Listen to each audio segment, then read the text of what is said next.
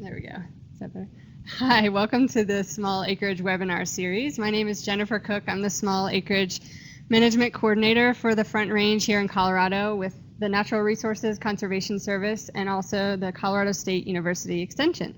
Here with me today is Ryan Edwards, who is a research assistant at the Weed Science Lab here at Colorado State University. So he's going to talk with us today about integrated weed management. But before we get started, I'd like to direct your attention to the chat window, left-hand corner of your screen. So this is a great place where we can communicate with each other. Hopefully everyone can hear me. We're having some trouble with the mic. But anyway, so you can use your chat window to communicate with us, typing in any questions or comments along the way. And we also have Ruth Wilson from Extension behind the scenes who can help you out if you have any IT technical difficulties along the way. So with that, I will hand over the mic to Ryan, and he's going to spend about 25 minutes to a half an hour talking about integrated weed management. And at the end, we'll have 5 or 10 minutes of question and answer.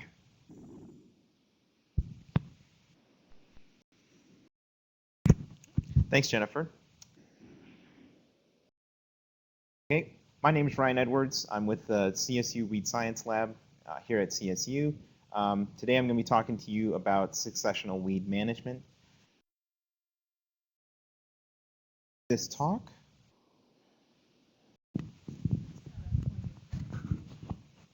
Okay, we'll try that. For this talk, we'll go ahead and be focusing on kind of an introduction to terms and kind of get you familiar with what succession is and kind of go over some key terms first. We'll talk about some tools for successional weed management and how you can implement it on your small acres or your farms. We'll also go through a couple different research studies that our group here at CSU has attempted to kind of implement and integrate different weed management techniques. And then finally, we'll end up kind of introducing you to how to implement successional weed management and give you some resources for your small farms or acreages. So with that, let's go ahead and talk about what is succession. Succession is an ecological concept that revolves around the changes in a plant community following some sort of a disturbance. And disturbance can be anything like a fire or a flood, overgrazing, or anything that really degrades the current assemblage of plants that are on a landscape. And what disturbance does is it releases a lot of the nutrients in the soils, and it degrades or it opens up a lot of the soil moisture in the area, and it allows for plants to regenerate the natural system. However, weeds can also capitalize on succession, and once those resources become available, weeds with their early life cycles and their very early growth habits can colonize and almost control sites. And what you would end up with is on a natural system, following a disturbance, you would have something called a desired state. And the desired state is, it's a close assemblage of plants that were on the site for the disturbance. But when weeds come through, we end up with something called the altered desired state. And like the picture shows there, when weeds colonize and dominate sites, the other grasses and forbs that are left from the soil seed bank are competing with those weeds. And the competition makes those plants smaller and less vigorous in their growth patterns. So the bulk of today's talk is really going to be on how we bridge that gap between altered desired state and the desired state, and kind of answering this question mark right here. So to continue on with succession, what are the three main causes of it? The first, the first is site availability. And like I said, site availability is just a fancy way of saying disturbance. A disturbance can be anything like a fire, flood, or overgrazing, or disease outbreak, or whatever really is out there that degrades the current plant community. The second part of succession is species availability. And I already talked on that too. That's the soil seed bank. And when plants are growing through the growing season, they'll drop seeds onto the soil surface. Over time, those seeds will get incorporated into the first couple centimeters of the soil strata. And as disturbance comes through, it releases those seeds to kind of regrow and take back the sites where they are. So from this picture here, you can see the species that are coming back after this disturbance of overgrazing kind of have some grasses here in the foreground, a little bit of forbs starting to regrow in the back. Forbs are just any plant that's not a grass and not a shrub. And at the same time, you also have this musk thistle plant coming through. So the species that are going to be growing on this site are going to be competing with that weed. And the competition between those is going to become almost an arms race between the grasses and the forbs and the weeds. So you always have to keep that in mind with succession. Finally, the last topic with it is species performance. And species performance really just revolves around how the plants are growing, what their life cycles are. So for example, this thistle plant here goes through a process called a biennial. In the first year of its growth, it has a basal rosette form. That's the picture you see here. And the following year, what will happen is it'll grow again from that rosette and bolt into the thistle head, which we're all very familiar with the purple flower head. So those are what succession are. And once we have weeds established, we have to introduce some sort of a system to manage them. And what we've come up with is the process called weed management. Weed management is really just the human form of going out there and controlling the weeds, which are degrading landscapes, taking up resources, and causing problems on the lands that we view as valuable. And pest management has been kind of an evolving process. In the beginning, in the early 30s and 40s, when we had synthetic compounds like herbicides come on the market, the original thought was just to go out and spray them and take care of your localized problems. However, 30 years ago, when we started developing the IPM practices, we saw that the goal of the spray and pray technique, as we called it, really didn't do very good for the environment. It degraded a lot of systems, it introduced a lot of synthetic compounds in the environment, and it degraded a lot of natural systems. So with IPM, we've tried to integrate a lot of the different techniques that are available, grazing, mowing, fire, and herbicides as well, into sort of a commingled existence and a tool that we can use together with each other instead of standalone. We're also trying to reduce populations down to a threshold. The original tactics were to go out and eradicate wide stretches of weed populations. But we saw that in eradication programs, that wasn't the wise thing to do. So today we're trying to reduce populations down to a certain threshold where weeds can be managed accordingly, and that the surrounding plants, the grasses and the forbs, will naturally compete with the weeds, so that those plants can naturally take back sites instead of having to use the human help every time. Along with IPM, we're also seeing that ecology plays a very integral part in all of this. So we're changing our original tactics and viewing plant communities as being very dynamic, change constantly from year to year, depending upon moisture, the available nutrients, and what weeds are on the site. We're also trying to use succession in our own approaches to lessen the amount of synthetic compounds we're putting in the environment. So we're using succession, we're integrating that with our IPM practices, and we're trying to make a more cohesive model for how to manage weeds.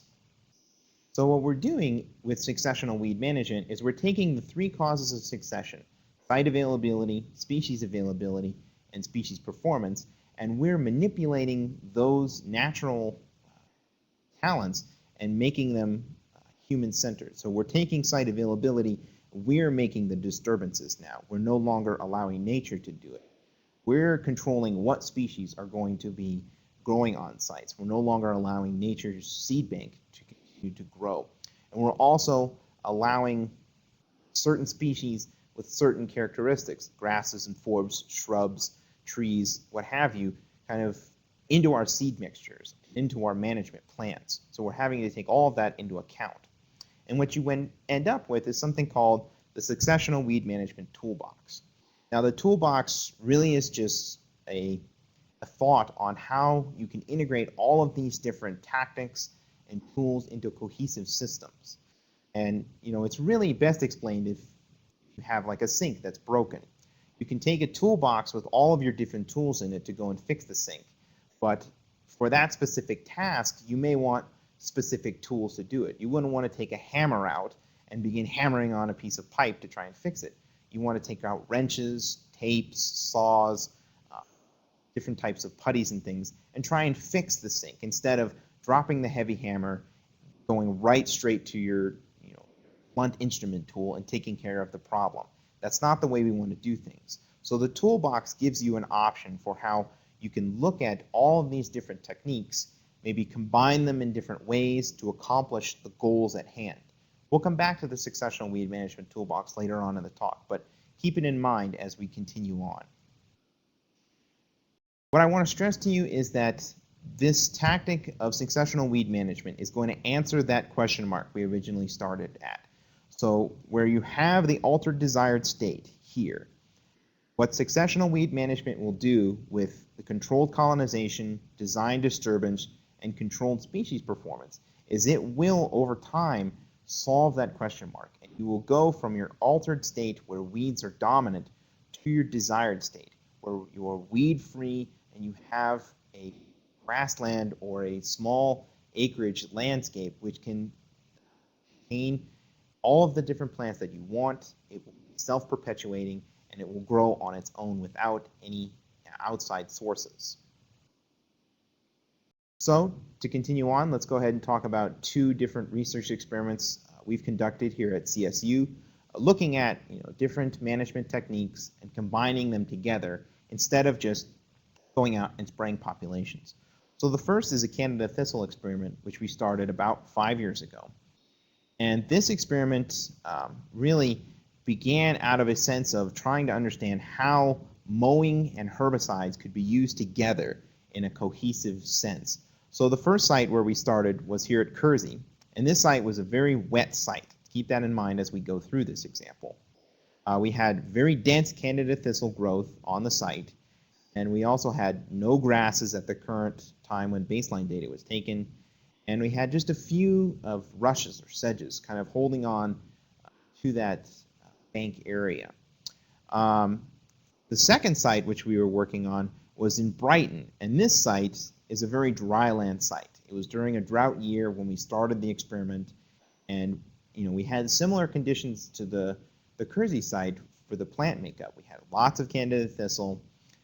However, there were no grasses, there were no sedges, there were just grasses that were growing on the site. The treatments that we administered in year one, we mowed the site 3 times, and we applied curtail, which is a mixture of transline and 2,4-D at a rate of 2 quarts per acre. And we continued that in the second year with the same management time and the same management plan. And the results we got is 3 years after application, the Kersey site, where it was very wet, very moist soil conditions, excellent Canada thistle control. We reduced it down from 47 down to 8% cover. And we also increased our grasses and our sedges in the given area. However, Brighton was an abysmal failure that following year. The site almost doubled in the amount of Canada thistle that was there, and although we increased the grass content, the main point is that the Canada thistle doubled in population. So if you're going to use this management plan of mowing and herbicide applications, you want to wait for moisture. You want to wait for spring moisture or a very wet winter to go out and do this. That's our recommendation following this tactic. So not only do you have to worry about what successional tools you're going to use, you also have to keep in mind the environment that you're working in and the soil conditions that are there. We'll talk back on this later on when we go into implementing successional weed management plan. So the second experiment I wanted to talk to you about is a leafy spurge grazing study which we initiated about 4 or 5 years ago. looking at sheep and how to integrate grazing along with biocontrol agents. So what we did in the field is we had several different stocking rates of sheep. We either had 2, 4, 6, or 8 sheep in acre-wide pens. And we also combined that with the amount of time that the sheep were allowed to graze inside of the pen, either 10, 20, or 30 days. Combine that with the presence or absence of biocontrol, and this was a fairly complex study. This is just a picture of the first biocontrol agent which we released in the field, and this is also a picture of the second biocontrol agent. Now, both agents were released in the lower right-hand corners of the plots, and this was simply due to their lifestyle and their growth characteristics. We didn't broad scale apply these biocontrol agents. And the results that we got are that using just the sheep alone, with the high stocking rates of 6 to 8 sheep in a pen for the low time period, did very good at reducing leafy spurge densities. We had 83 to 94% control of the leafy spurge in those given areas. However, combine that with biocontrol, and we had amazing control of leafy spurge. We reduced the populations in those pens down to 0 plants in a given acre. Now, the thing you have to keep in contrast with leafy spurge is if you leave a few plants behind, you may ensure yourself that the population is going to regrow. And over time, you may have just bought yourself 3 or 4 years of insurance if you just use the grazing alone. Using the biocontrol agent along with the grazing ensures that not only have you eradicated the population, but you've also ensured yourself widespread protection from leafy spurge for a number of years. Now, this is just a graph to show kind of the experimental results. I know it's fairly complex and we won't spend too much time going over it, but I did want to point out the most important thing on this graph, and that's this point right here. So if you're to trace this point here over to the high sheep per acre on the z-axis, and you're going to trace that down to the days of grazing on your x-axis, those correspond to the high sheep rate and the low number of grazing combined with the biocontrol agent. And we saw excellent removal of the leafy spurge density. Now, you may be saying at the same time, this 2 here looks like you've got excellent control, but actually this is just a remnant of how the graph was set up. The graph originally looked like a pair of cupped hands, and we folded that side down so that you could see inside of the graph itself instead of just looking at a straight wall right there. So this point right here is really the main point to talk about with this graph. Now, keep your eye on that point right there as I go to the next slide. And what you see here is smooth brome cover. Again, this corresponds, this point right here, to the high sheep stocking rate, and it corresponds to the low days of grazing. So at this point here, we have kind of the opposite effect. So let me go back to the other graph. You can see this point as being super low, and this point as being super high. So what that shows to us in our recommendations are that using the high stocking rate of sheep combined with the low days of grazing to where they're not overgrazing the plots, combining all of that with the biocontrol agent, decrease your leafy spurge density, and it will greatly increase your grass ability to come back into those plots. So what did we do? Design disturbance-wise, sheep are a very disturbing entity. Once sheep go out into an area, they will graze constantly unless you force them onto new different areas. So that's the disturbance we were dealing with. Controlling the colonization was done through both the sheep and the flea beetles. We timed those sheep releases to prior events to where leafy spurge was going to be flowering and producing seed sets. We were constantly battling the leafy spurge and denuding its ability to produce seed and to increase its soil seed bank. And finally, what we were doing with controlled performance is we were suppressing the leafy spurge while it was in its most vulnerable time, right before it had set seed. And we also were favoring smooth brome. Once the leafy spurge was grazed upon, the brome was allowed to compete with the spurge. And over the extent of the experiment, we saw that from those grafts, the smooth brome came back with more vigor and was able to recolonize the sites from the spurge. So to finish up with the last part of the discussion on this webinar, I wanted to talk to you on how you can implement successional weed management on your small acreage farms, and kind of go through the early steps of where do you get started? What are the first steps you take in how to implement this system? So let's start off with a case study. Let's say that this is your small acre farm, and that as you can see here in the picture, it has great growth of leafy spurge right here in the foreground. And as you can see from the picture, it also goes way back up into the canyons, and it also is starting to grow up on the sides of the hillsides and back over here into the other corner. Now, if you're a rancher or you have sheep or cattle or whatever, this would be a worst case scenario for you to go and put your animals onto. Animals are not going to want to eat leafy spurge. They don't find it palatable. The only reason that our sheep grazed on it is over time we taught them to graze on that leafy. If you're just taking out a sheep, putting it out on this pasture, you're not going to get the same results as we had.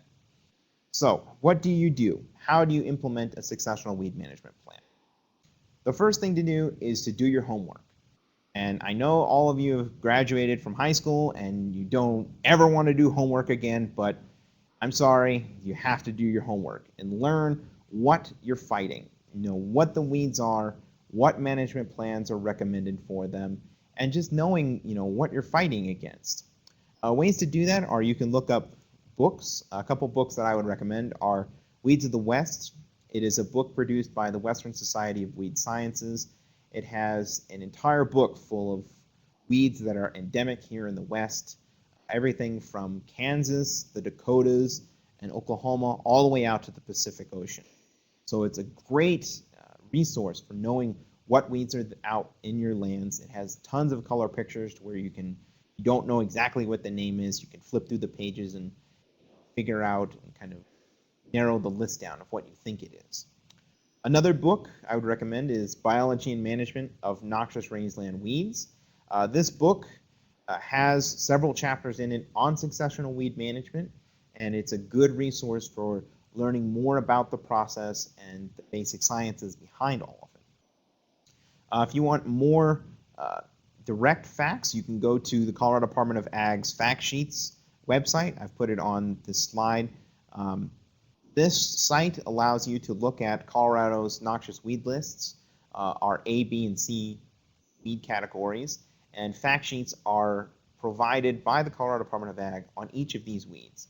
In the fact sheets, you'll find information on management, find information on life cycles, you'll find information on how to control your different plants that are on your land. You can also take a look at the USDA plants database. It's a website that has a ton of different plants on it all across the United States. It'll give you more options.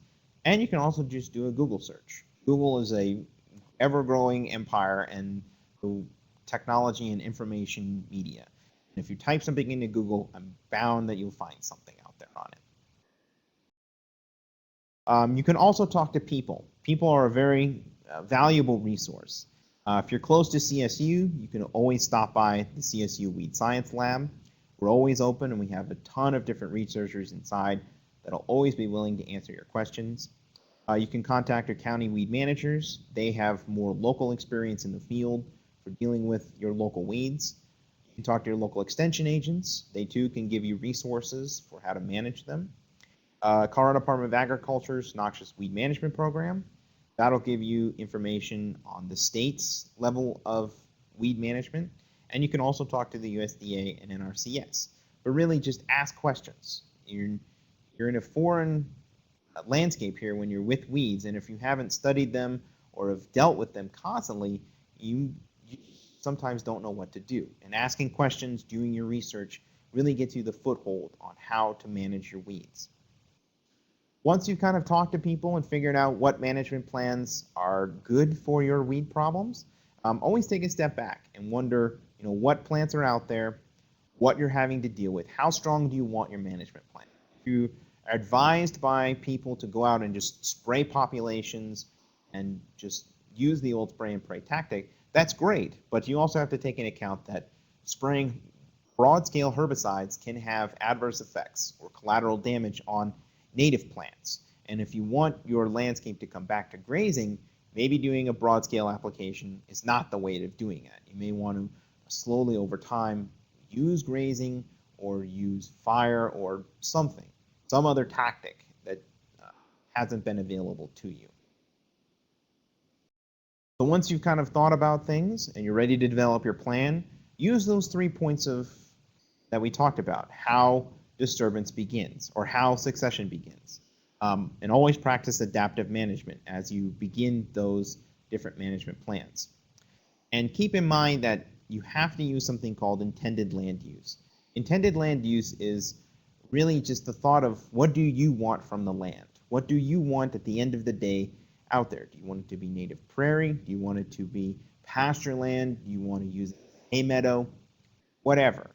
That's the point that you have to always keep in your mind is whatever management plan you implement, always keep in mind what do you want to do with it at the end of the day.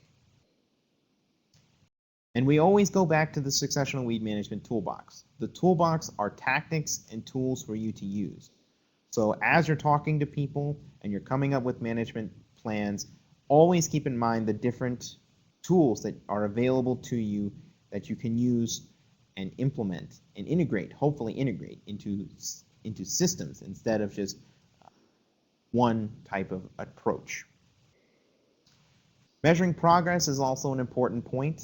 You may want to, as your management plan continues on, take pictures. Pictures are a great way of seeing the effects of your management plans. Take a picture when you start, maybe 6 months, a year, 2 years, or just go out there and take pictures constantly. You can see as your management plan goes on how things are changing.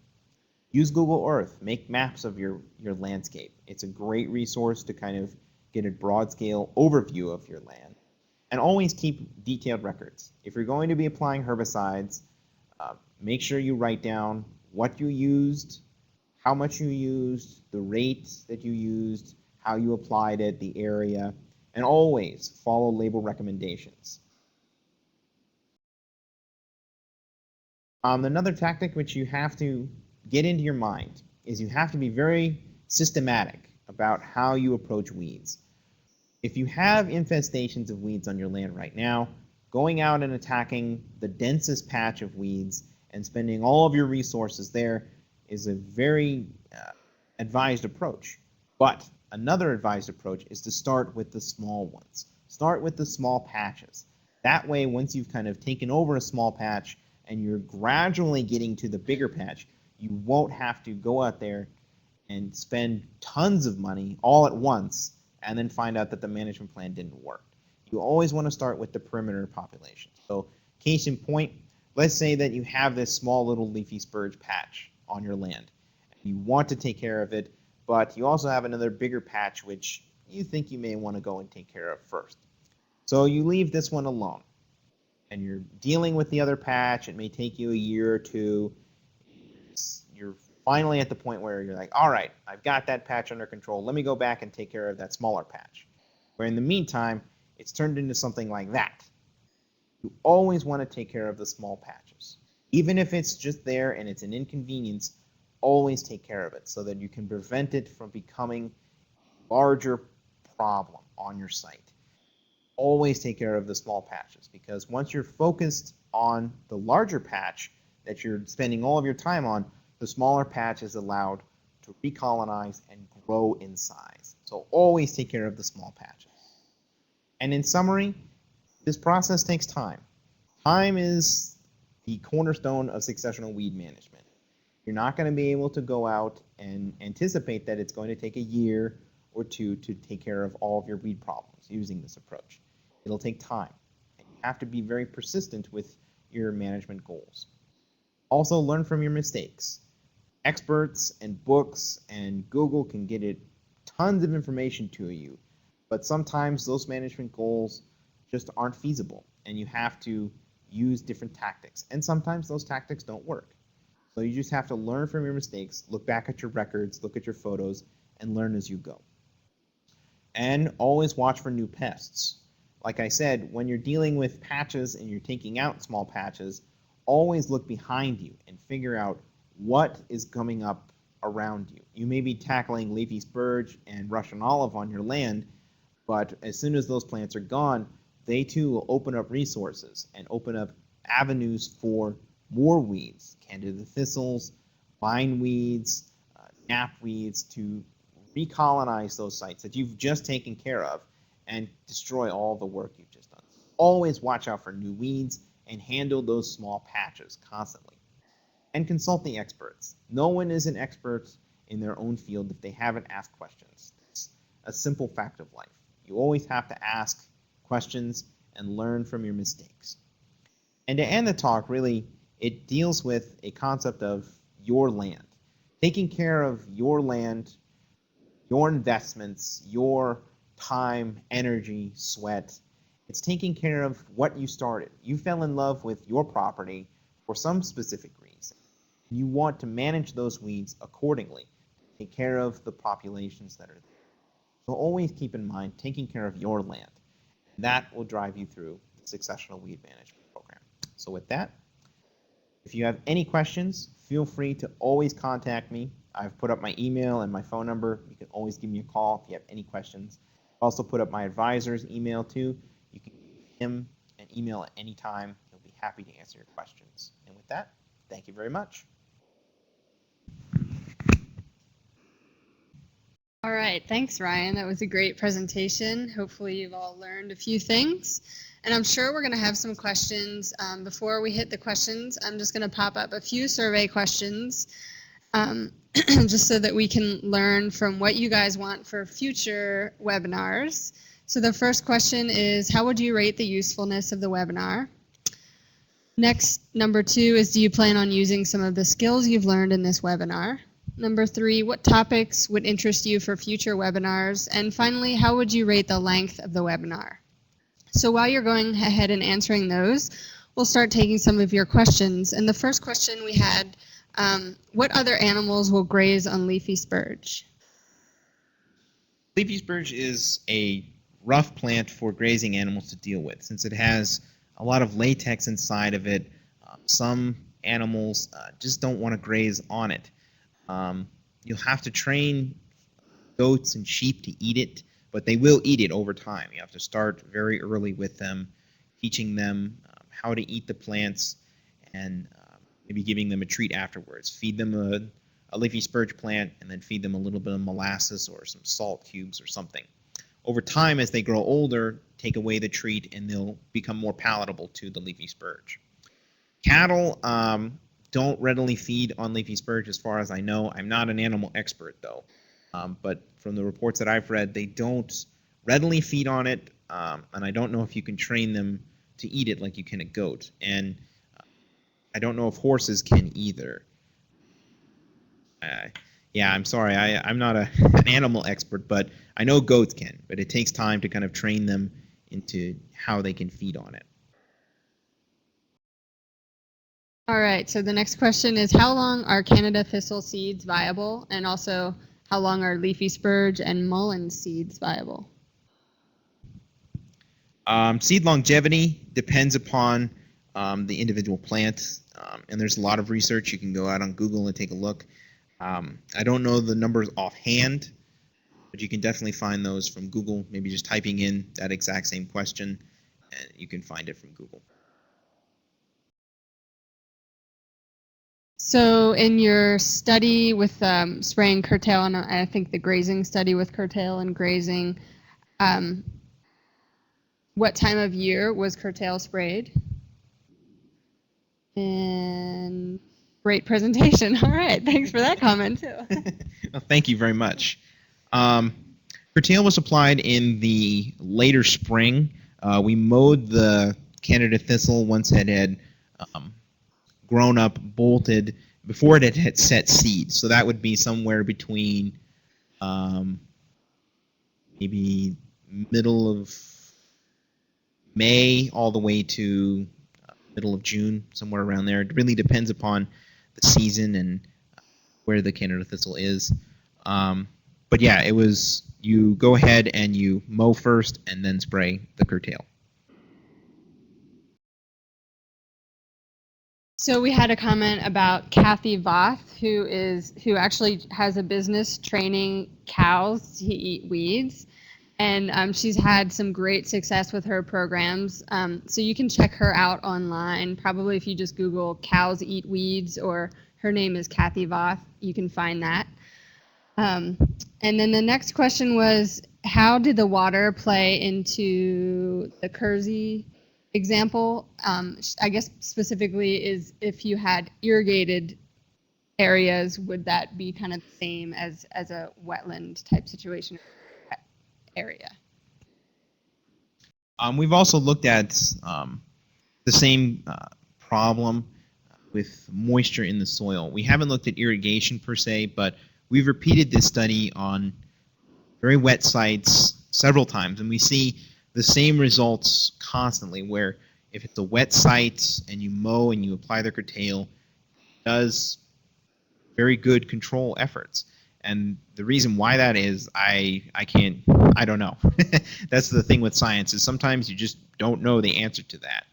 And it just appears that it's working effectively, and it's worked several times in the past. So irrigation-wise, you can try it and see if it works, but we haven't tried that here at CSU. All right, so the next question might be a little daunting to answer. Do you have any advice on making these control methods cost-effective? Cost-effective really depends upon your situation. What do you have available to you, and what your resources are.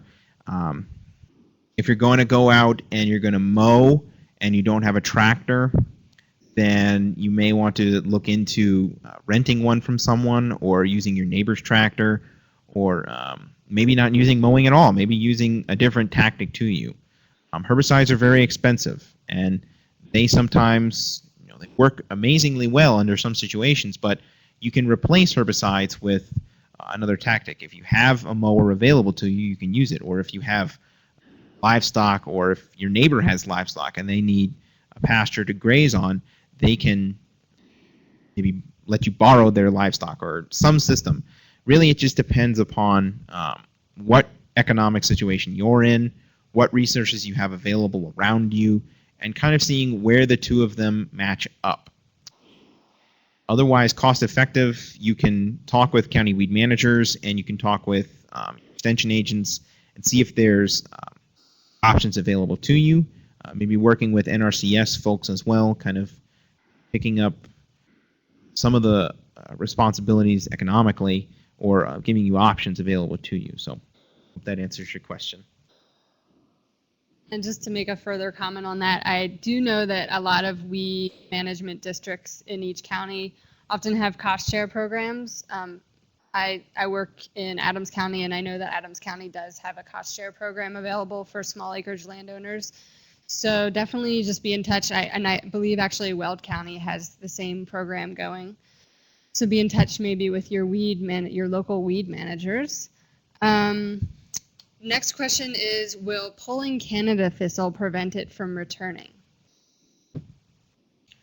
Pulling Canada thistle depends upon how much of the rootstock you get out of the ground. If you're simply just pulling off the top part and you're leaving the bottom root in the ground, you're going to get Canada thistle come back. So hand pulling Canada thistle, you really have to get all of the root out of the ground. Otherwise, you'll get side runners, and you'll just be increasing the problem. So definitely hand pulling, you have to get all of the root out of the ground. And that's actually a great segue into reminding you that next month, August 16th, we're going to have a discussion on understanding weeds for the next webinar. And so that hopefully will maybe clear up some ideas on understanding what annuals are versus biennials versus perennials, and how usually their life cycles kind of determine what type of management practices are most appropriate. So don't forget about that one on August 16th. Let's see if we have any more questions. What about puncture vine? I see it on the C list of noxious weeds, but I was told it was not included in the Adams County noxious weed program. The ABC list from the Colorado Department of Agriculture really is kind of a priority list. A plants and B plants take more priority over C plants. And although puncture vine is a very nasty plant, it's widespread, and the resources that the county has available to it to maybe managing puncture vine, it doesn't have enough resources to do that on a wide-scale basis. So even though puncture vine is widespread on your land, the county should be able to kind of inform you of what tactics you can use in controlling puncture vine, or kind of point you in the general direction of how to do it. But for the most part, as a C-list species, it's very low priority, and it really depends upon the county having the resources available to go out there. And there's a couple other comments in the chat box too on what to do with puncture vine, a couple herbicide mixtures to get rid of it as well. So if you're close to a co-op or a herbicide distributor, you can get those products and follow the label recommendations on how to take care of puncture vine. The best way, honestly, is to just take out a hoe and just chop it. You can kind of follow the plant back to the main part of its stem and just kind of give it a nice chop in the center, and that'll remove the puncture vine. You'll have to try and also, like Canada thistle, remove the rootstock so that it doesn't send up runners or continue to grow, or you can simply spray it. Spraying it will take care of the problem very effectively, especially before it sets seed. And you may have to use follow-up treatments every other year or so to kind of take out the puncture vine with spraying. Another question we have here in the chat box is, how far around a plant should I spray when I'm spot spraying? Which is a good question. That question really depends upon the plant. If it's Canada thistle and you're spot spraying it, just kind of go maybe around the leaf area. So wherever the leaves kind of drop off, kind of spray around that, maybe killing off some of the small suckers which will come up. If it's like a Russian olive or something, and you cut the tree off and you're spot spraying the stump, you have to make sure that you get all of the side root runners come up, or you'll have to go back the following year. You'll have to treat the small sprouts that come up from the ground.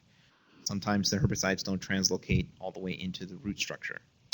If you're dealing with any of the other types of forbs, I'd recommend a very similar tactic to Canada thistle, kind of spraying the plant itself until the leaves look wet and glossy, and then kind of spraying a small circumference around the plant to kind of take care of all those root runners.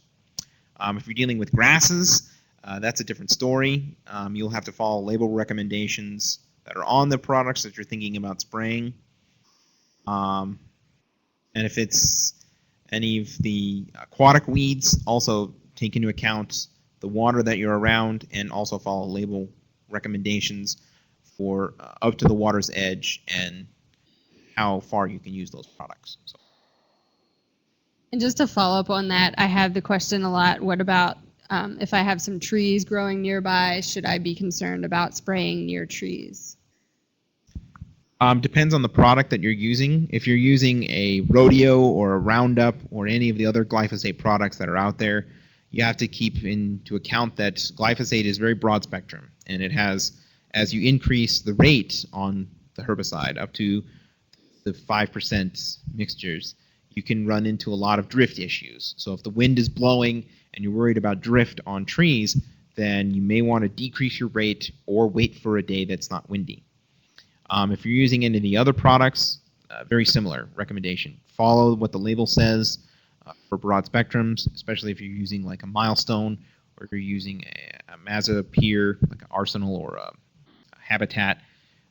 One of those broad spectrum herbicides we deal with, just watch out for what you're spraying, the weather conditions that are around you, specifically watch for wind, and just try and avoid drift. And again, follow label recommendations as best you can.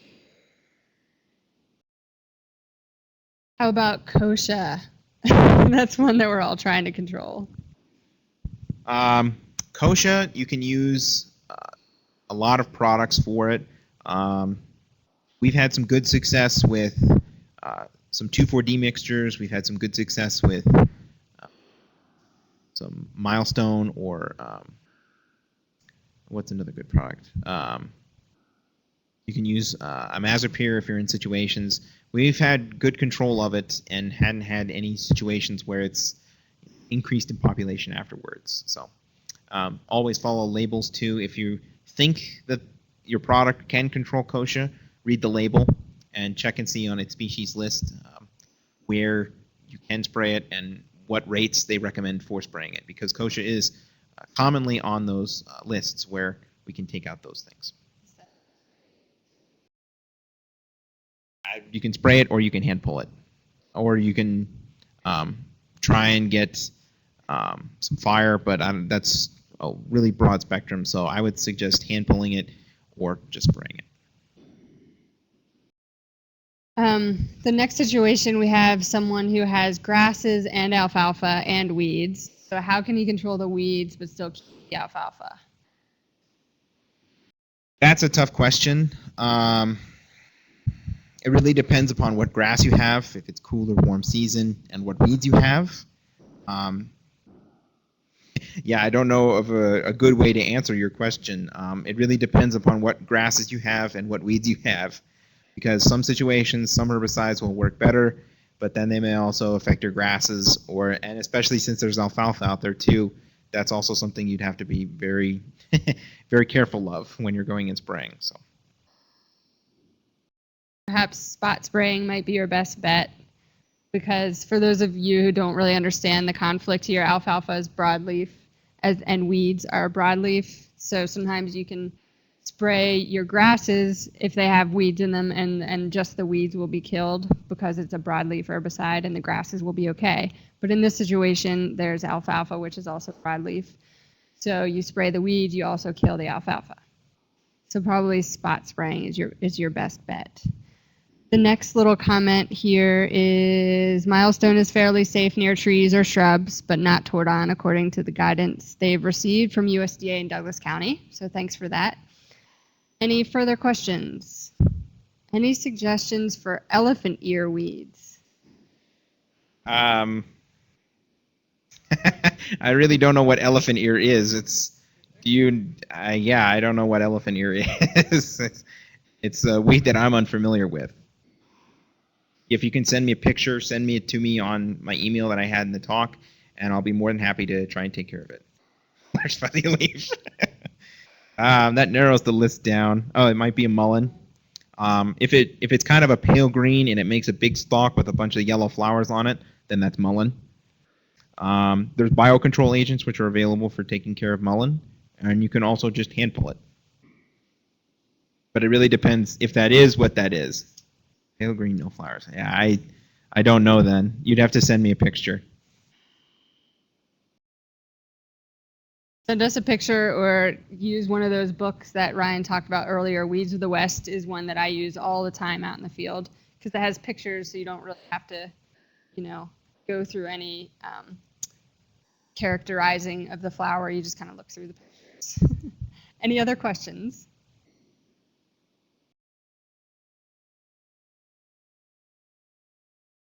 Do you know of a book with a better dichotomous key? There's a book that is available. Now that you've asked that, I just forgot what the name is. It's the Flora of the Eastern Slope by, I forgot his name. I'm sorry. But yes, there are several books that are available specifically for the Front Range, which have a very good dichotomous keys in them. Yes, Weber and Whitman, thank you.